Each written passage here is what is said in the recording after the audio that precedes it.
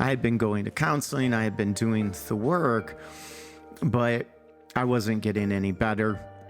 You're about to hear a very difficult story about trauma, grief, and despair. And by December of 2015, I found myself at the kitchen table I had built with a Glock in my mouth, trying to end my life. Eric Donoho is a highly decorated U.S. Army veteran who served a grueling 14 months in Iraq. Ahead of that deployment, he was filled with hope and pride. But those feelings quickly dissolved as Eric and his wife endured the stillbirth of their first child. Later on, that grief, followed by multiple blow-ups and the horrible reality of war, devastated Eric's physical and mental health. As we all know, wounds can fester in the darkness, and things got so bad that Eric sat down in his kitchen, ready to take his own life. Only something got in the way, and slowly but surely, Eric found his way forward. Today, Eric is a nationally recognized author, keynote speaker, and advocate for military families and veterans. The leading cause of death for members of the U.S. military is suicide, and in this episode, we're honoring Veterans Day with a look at Eric's journey and how he's trying to help. You're listening to The Breakout, a show about pushing back against expectations, against fear, and against that little voice telling you to stay small. I'm Dr. Carrie Ulrich. And I'm Kelly Gunther. For over 25 years, Carrie and I have helped people make bold leaps, or just take that first, small, powerful step. On The Breakout, we show you that anyone can push back.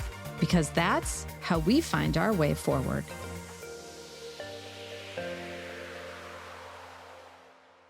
All right, Eric, I'm excited to hear your story and for people to learn from you and what you've been through. So what did you break out of, and what do you help others break out of?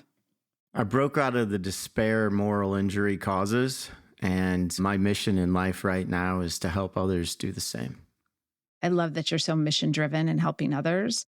That moral injury might be a new phrase for people, so I know we're going to get to it, but why don't we go in the past a little bit, Eric, and take us a little bit back to the early aughts. And when you were a young man, you joined the military. I joined later in life. I was 26 years old, working at a radio station as an advertising and marketing guy, and I wasn't happy. And the radio station had a customer was the recruiting office. And so I had a lot going on. I was also interviewing for another job in Chicago. And it was actually on the way home from Chicago interviewing from that job. The interview went really well.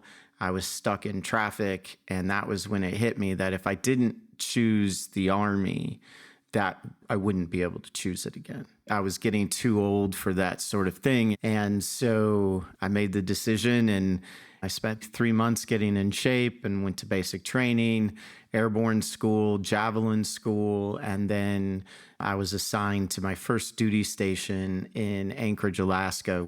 Did you feel like when you were younger, you wanted to go in the military, or was it kind of this just shift when you were 26 years old? That's a great question. I think for my whole life, I felt like a calling in that direction. I had tried to join. When I say try, I failed to join at 18, and my dad talked me out of it. He was a Green Beret and a Ranger in Vietnam. And so I'd come from a long line of this, and my dad was hoping that he could make it go a different direction. Yeah. And so at 26, when I came home and I was like, Dad, I'm going to join the military. And he was like, well, what's your reason? And I said, well, we're at war, and there are people who are getting called up in the National Guard because we don't have enough people. But more than that, Dad, it's about trying to figure out who I am and figure out what I'm capable of as an individual beyond what I already know. He's like, that's the best answer you've ever given me. Wow. That self-awareness you had at 26, when our brains just finally form at 25, for you to say, I want to help people. It's been a calling, but I also want to understand myself. That's so amazing, Eric. I had a lot older brother and an older sister, and I always wanted to do things that they were doing. So at 17 years old, I had managed to get a fake ID. I had managed to go to the bars with my brothers and my brother and sister. And, don't get me wrong, there were a lot of memories that I wouldn't trade for anything, but they weren't fulfilling. And I was ready for something new. And I knew that I needed to put myself in a situation that not only would challenge me, that I couldn't quit. Right? You can't quit the military like as much as you want. When it gets hard, you can't quit. I guess you can, but it's not really the best for you. Right. And so for me, it was, okay, I want to know I completed something. I never expected to love it in the way that I did. It was something that I actually truly loved. When you started in the Army, you mentioned you weren't married. So I got through basic training and I was on my way to my first duty station, and my wife sat next to me on the plane. I actually noticed her right when she walked in, and it took me all of about 3 seconds to be like, "Hi, my name's Eric." She's like, "I'm Jen." It was an 8-hour flight. We had a dinner and a movie. So we actually often talk about that being our first date. And that was in June of 2005. 9 months later, we were married. I mean, I knew when she walked on the plane that I just knew, I was like, that's my person. Yeah. Things started to take a turn when you and your wife were starting a family and you were deployed to Iraq. So kind of take us through what happened after that. Within a month of getting married, we got pregnant. And so when I left to go to Iraq, she was 7 months pregnant. And by the time I landed in Camp Buehring, Kuwait, I had a Red Cross message waiting for me that we had lost our son, David, and I needed to return home for the stillbirth. My leadership was like, "Hey, Eric, you should stay home with your wife for 6 months. Yeah. I'm Irish Catholic. We're not great with emotions." And so I pretended like my job was more important. And really what it was I was afraid that if I stayed home, that I would actually be more detrimental to my wife's recovery than I would be helpful, because we deal with things with anger, and I was pretty angry. Okay. And I didn't want to take that out on her. And so I knew if I went back, it would be easier to deal with the things that I was feeling over there, getting shot at, than dealing with them at home. I just wasn't emotionally equipped at that time to deal with it. So I was home for about a total of 2 weeks, and then I headed back to Iraq. Eric, that's so powerful that you said it would be easier to get shot at than to stay at home. It'll make me cry. Yeah, no, it was gut-wrenching because for the longest time, I've always been somebody who, when I see people hurting, I want to take that hurt away from them. I want to do something to fix it. And there's nothing you can do. I mean, that loss is very real, and it continues to be real to this day. So Kelly, maybe you could ask a question. I'm always like a mess. I was going to jump in. So you decided to go back, obviously dealing with the perils of war, it's an incredible sacrifice to be in war. So thank you for your service. When you were finally sent home then in 2007, you weren't really the same person as when you left. So what were you dealing with at that time? The minute that I arrived in Iraq, my very first night mission was the first time that I got blown up. Luckily, all of us walked away unharmed, but it was also the first time that I realized that I could very likely die here. And I felt like death just continued to follow me throughout Iraq. I would go on to get blown up 2 more times. Valentine's Day, 2007, a week and a few days after David's anniversary of his death. I also was in a Katyusha rocket attack that hit our chow hall. So when I'd come back, my brain, my body, everything had been driven to the max. And I think the first time that it was really clear to Jen that there had been some changes was when I came home on R&R. And it was weeks after the second IED. And then I couldn't recall the words I was thinking of. And so I would fill it with a cuss word. And in the infantry, nobody's even realizing it. It was when we came home and you're outside of that element and people are like, "What are you talking about? I don't even understand what you want." So it was a challenge. And that was when life changed for me as well. I found out through a post-health assessment that I would be transferred to the Warriors Transitions Unit for Wounded Warrior for traumatic brain injury and PTSD. And then I would later find out that my real choice was retirement. And so I would go on to be retired in February of 2009 after substantial brain PT and mental health therapy. We'll get back to the interview after this quick break. You know those rules you follow every day? The ones about what you should do, who you should be, and how your life should look? Yeah, we've lived by those too, until we broke out of them. And here's what we know. Those rules, they're not your truth. They're someone else's expectations. So let's change the story. Come find us at abrachigroup.com. We'll help you build a life that actually fits you. So you were retired officially in 2009. And by 2015, things really came to a head for you, Eric. So can you talk about what happened at that time? Yeah, just like most people, you get out of the military and you think that things are going to get better. I had people, oh, when you get retired and you're done, you'll have time to decompress. Things are going to get so much better. For me, the hits from life just kept coming during that time frame. My wife would rupture Achilles tendon and then ended up having a rare form of breast cancer, and then more miscarriages. And in the process, there were some highs too. Don't get me wrong. My daughter was born, my son was born. So we had a total of 9 pregnancies, and we have 2 children that are with us. So we had some real highs and lows with starting our family, with my wife, and the scare that we had with that cancer and still have because of the cancer it was. And so for me, during that whole time frame, I had been going to counseling, I had been doing the work, but I wasn't getting any better. And by December of 2015, I found myself at the kitchen table I had built with a Glock in my mouth, trying to end my life because I felt like a failure. I wasn't able to make a transition past the military and deal with all of these things that were left hanging out. I was failing at my marriage because of those things, and I was failing with my kids. And really, it had to do with fear and the ability of knowing what is out there in life. So I'm going to date myself, but I equate it to Seinfeld and the Bubble Boy episode where you're in this bubble and this air of innocence is all around you. This ability to have faith is easy because of that innocence. And yet when you go to war, it's not like you lose a little bit of that air, like when you get your heart broken from a breakup. It's ripped open and just completely shattered with what you see and with what people are willing to do to one another in the name of something.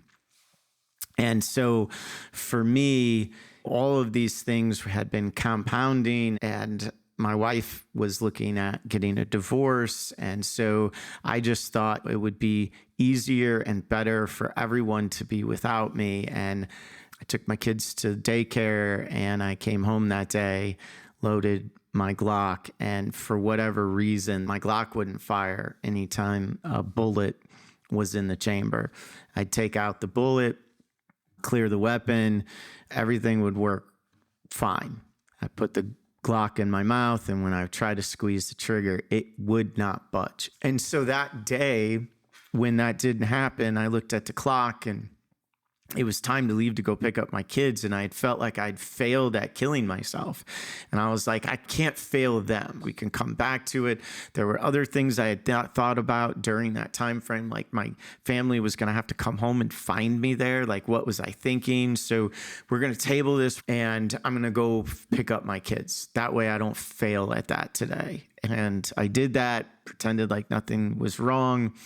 Went through the weekend, and I got a phone call that my first platoon sergeant, the one who got me home in time for David, had taken his own life.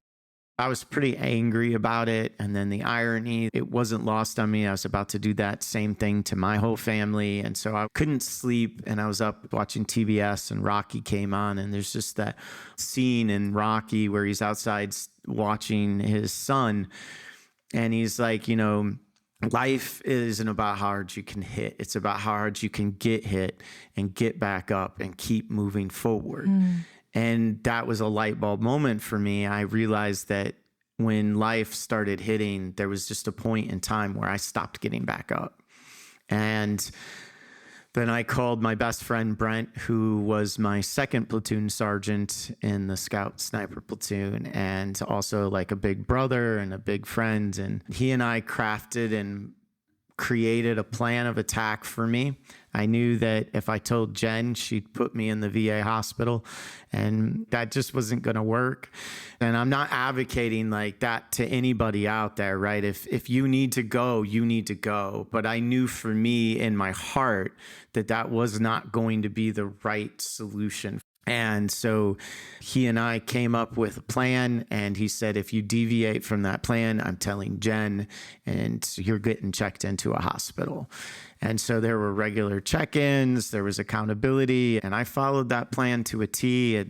And that just led to this realization about moral injury.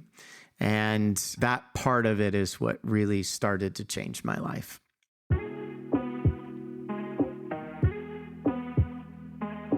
I mean, first of all, just the amount of loss that Eric has had to endure is inconceivable. The vulnerability with which he's able to share his story is so impactful. And I appreciate him raising awareness around a topic that for some may be very difficult to talk about, especially maybe as a male, potentially. There's so many, of course, podcasts that we women might listen to, and they talk about emotions and they talk about vulnerability. And sometimes the men don't have the same outlet. And the amount of suicides that occur for military personnel is astonishing. And it's an epidemic. And I'm so glad he's talking about it and trying to help people.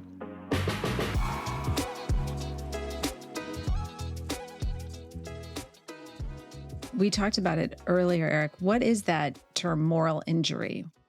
In a nutshell, moral injury is an injury to your soul or your spirit, and it manifests all the same symptoms as PTSD does, except it does not get better with traditional PTSD symptoms.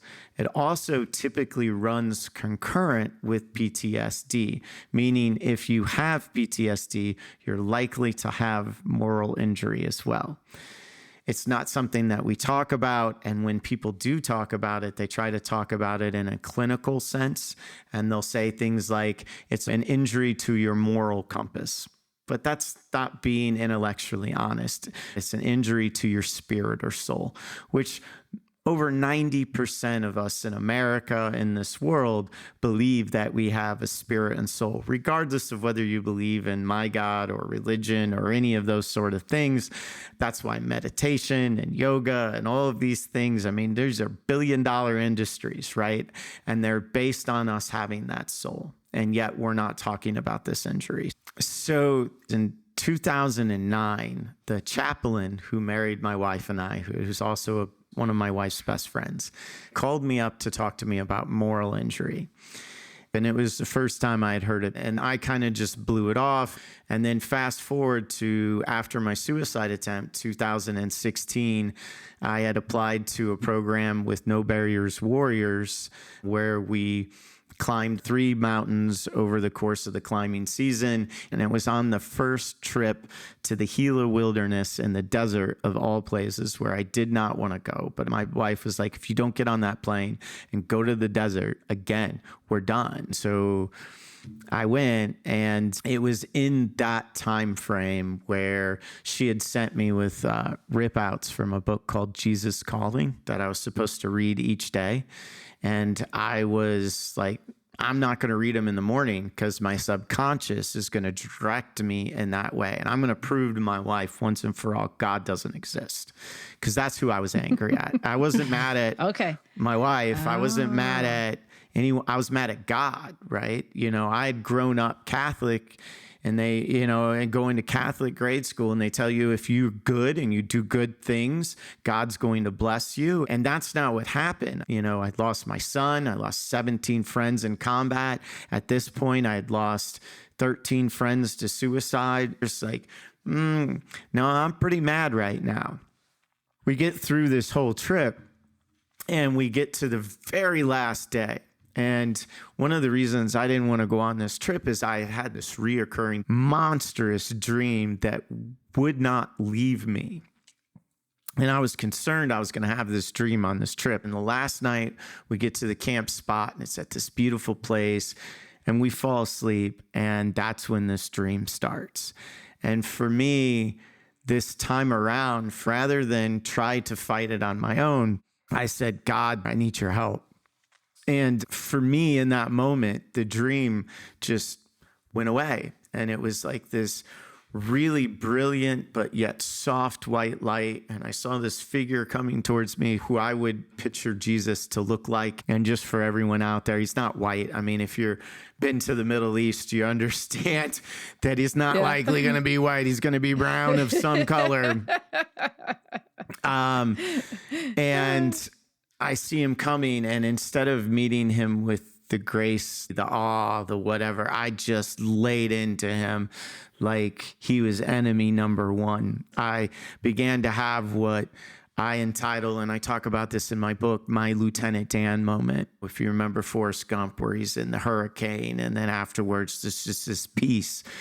So I get through this dream, and I wake up the next morning, and we're walking out, and I'm trying to process this dream. Yeah. And the photographer on the trip, Diedrich, his man living my dream at 19, right? Which was to do photography. And I'm like, hey, Diedrich, when you go to places like third world countries, what do you do for security purposes? So that's still where my mind is, security, right? He goes through this long thing, something about fixers, this and that. He ends it with, Eric, in the end, you just have to have faith in the goodness of the human spirit. And then all of a sudden, the conversation with the chaplain came back into my mind frame about moral injury.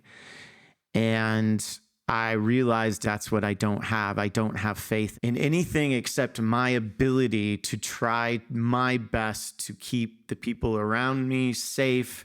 And that's what was causing all the problems in my marriage with my kids. That's what was causing problems with my friends, right? So from that point on, I just started to learn as much as I could about moral injury and what's out there. Yeah. I think, Eric, I was listening to your story, and there are 2 times when you left after David passed, and then your suicide attempt where you thought a bullet is a better answer than asking for help. So I was just thinking about that theme, that just like you said, I have all the answers inside me and I don't need any help, or I don't need any kind of guidance from others. And then how that shifted with that dream. And I call him Dieter, but it was Dietrich said, like, have that faith. And for you to kind of let go of that, it sounds like really just changed everything for you. Well, that was a process. So this has been years in the making, right? We are almost a decade out from this. So having these realizations doesn't mean the next day everything is better. It means that you're empowered with hope that things will get better. So I'll give an example. 2 years after I called Brent, I'm in Alaska where he lived, and he and I were out climbing, chasing northern lights. I was taking photographs. We were hanging out, and I never saw one thing wrong. 3 weeks after I got home, he took his own life. And looking back on it, hindsight's always 20/20. And so I started to feel a whole lot of guilt, like I missed what my friend didn't. And if he can't make it, how can I? He's the one who helped save me. And so I started to spiral down path. And it's because I didn't have any faith. It's because I wasn't reaching out. And that was when I remembered what a mentor of mine, Eric Donoho, first blind guy to ever climb Mount Everest, is always telling me. He's like, when adversity hits, Eric, you got to take all that negative energy and do something good for someone else. And that will change how you view it. And so in dealing with Brent's death, I was like, okay, I can't allow myself to fall all the way back down this mountain. And so I was headed to Nepal to photograph an expedition for Heather Thompson of Real Housewives of New York.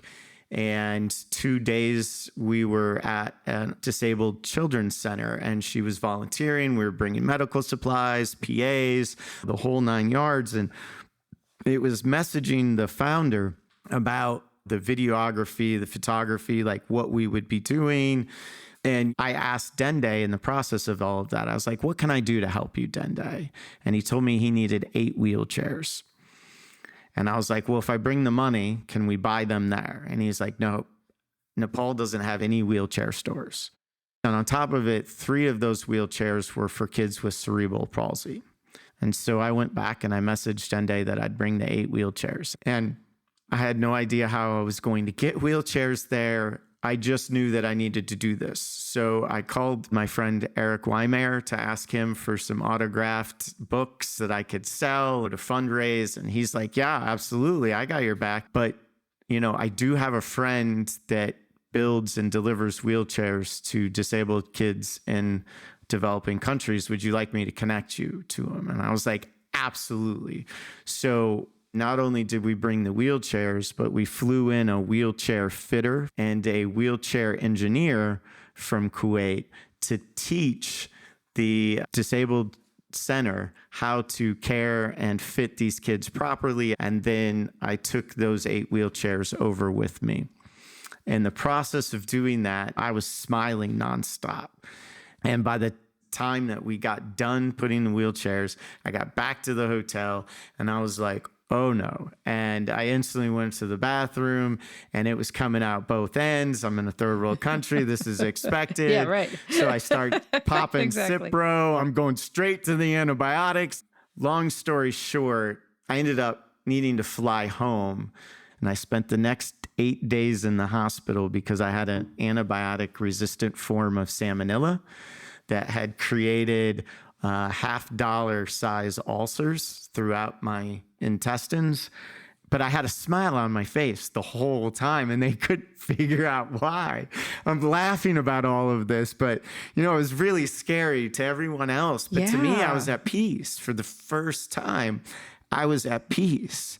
And so during this whole process of recovery, the crew at the Center for Disabled Children's Assistance in Nepal started scurrying the landfills looking for more wheelchairs. So I decided that I would continue to help them. And so that 8 wheelchairs is now turned into over 1,000. And they are the go-to repair center for all of Nepal. And all of this was born out of disaster and heartbreak. But it was also the first thing I ever took on faith that caused me to reach out and ask people to get outside of my comfort zone and asking for help. Yeah. Faith, that's really important in life. In psychology, there are studies to feel better, help someone, or do something for someone else, step outside yourself. It's so important. And so for Eric to help others, and that's what we do, Kelly, and that's what we like to do, and we always do feel better. That service helps your gratitude. It helps you feel better. It helps you move outside yourself. It's so important. Yes, for sure. And there is something about being able to recognize that the situations that we find ourselves in from a career perspective or what we're doing in that moment, it really isn't about us. We're conduits to getting something done. We're having to do a job, which, you know, we take on a lot of responsibility and onus, as people do, obviously in the military, having to make very, very, very difficult, life-changing and life-altering decisions. That when you can remove yourself, as Carrie mentioned, and go to a animal shelter and walk a dog. You can see how what you do really does make an impact and a difference. It can be often what helps fill you up in the day when maybe you don't have that or you don't feel that on a regular basis.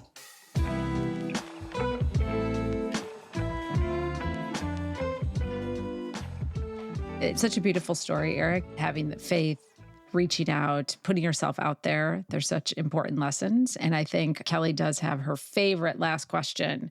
And I know you're going to have a beautiful statement to say. Our last question, our favorite, is you have 1 minute with someone who is stuck and they want to get out.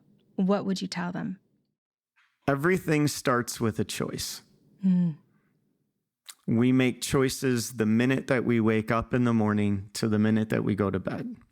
And if you find yourself in a situation or a life that you don't like, that, ultimately will kill you or lead you to prison or some negative place, the number one thing that you need to start doing is looking at the little choices that you're making and how you start your day and how you frame the outlook and whether or not you are serving someone other than yourself. So deeply grateful to know you.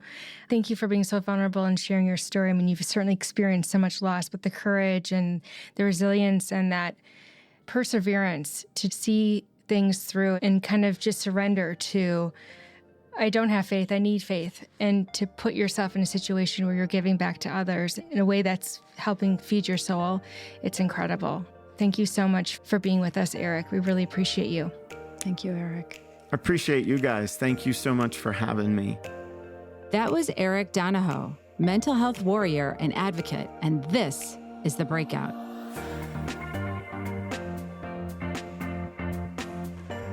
If you love the show, do us a favor. Follow, rate, review. All the podcast things. Or better yet, share an episode with someone who needs a nudge. It helps The Breakout grow, and it just might help your friend too. I'm Kelly Gunther. And I'm Dr. Carrie Ulrich. Thank you so much for listening. See you soon.